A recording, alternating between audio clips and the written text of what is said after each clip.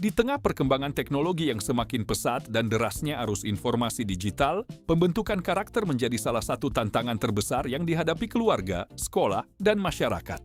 Pada video kali ini, kita akan mengulas buku Karakter Kita, Membangun Generasi Tangguh dari Rumah hingga Media Sosial, karya Dr. Eviati Juliana Hasibuan, MC, dan Dr. Ramdeswati Pohan, MSP. Buku ini ditulis oleh dua akademisi dan pakar komunikasi yang memiliki pengalaman panjang di bidang pendidikan dan pengembangan masyarakat.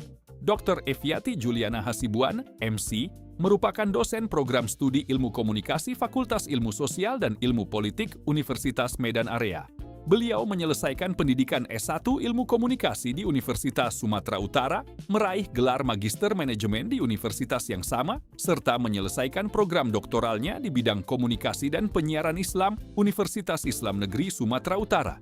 Sementara itu, Dr. Ramdeswati Pohan, MSP, adalah dosen Fakultas Komunikasi Sekolah Tinggi Ilmu Komunikasi Pembangunan Medan yang juga memiliki pengalaman luas sebagai akademisi, pegiat jurnalistik, serta mantan komisioner Komisi Informasi Provinsi Sumatera Utara. Kolaborasi keduanya melahirkan sebuah karya yang memadukan perspektif komunikasi, pendidikan, dan pembangunan karakter dalam menghadapi tantangan era digital. Buku ini mengajak pembaca memahami bahwa karakter bukanlah sesuatu yang terbentuk secara instan. Karakter tumbuh melalui proses panjang yang melibatkan keluarga, lingkungan sosial, pendidikan, serta pengalaman individu dalam berinteraksi dengan dunia digital.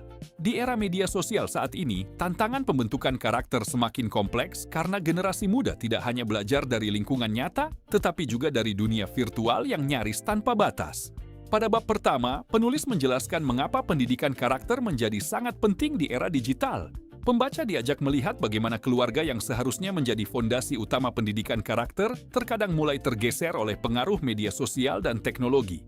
Di sisi lain, remaja menghadapi berbagai tantangan identitas, nilai, dan perilaku yang muncul akibat derasnya arus informasi. Karena itulah, pendidikan karakter dipandang sebagai jawaban untuk membangun generasi yang kuat dan berintegritas. Bab kedua menempatkan keluarga sebagai sekolah pertama karakter. Penulis menegaskan bahwa rumah adalah tempat pertama anak belajar tentang nilai, moral, tanggung jawab, dan empati. Keteladanan orang tua, komunikasi yang sehat, serta pembagian peran yang harmonis antara ayah dan ibu menjadi faktor penting dalam membentuk kepribadian anak.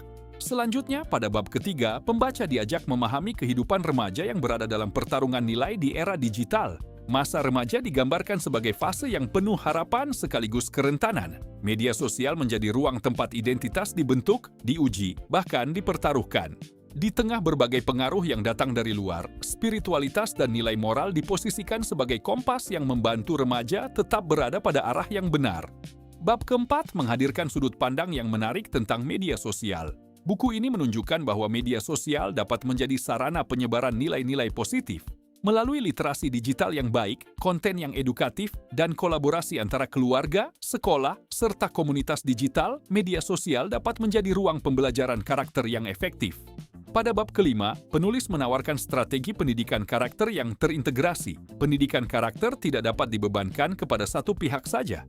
Sekolah, keluarga, lingkungan sosial, dan media digital harus bekerja sama membangun ekosistem yang mendukung tumbuhnya generasi yang berakhlak, bertanggung jawab, dan berdaya saing. Bab keenam membawa pembaca pada pemahaman bahwa karakter yang baik akan meninggalkan jejak bagi masa depan bangsa. Pendidikan karakter tidak cukup berhenti pada teori, tetapi harus diwujudkan dalam tindakan nyata. Remaja dipandang sebagai subjek aktif yang mampu menjadi agen perubahan melalui gerakan literasi digital yang berkarakter dan berbagai aktivitas positif di masyarakat. Buku ini juga menghadirkan visi pendidikan Indonesia Emas 2045, yaitu generasi yang tidak hanya cerdas secara intelektual, tetapi juga kuat secara moral dan spiritual. Sampai jumpa pada ulasan buku berikutnya.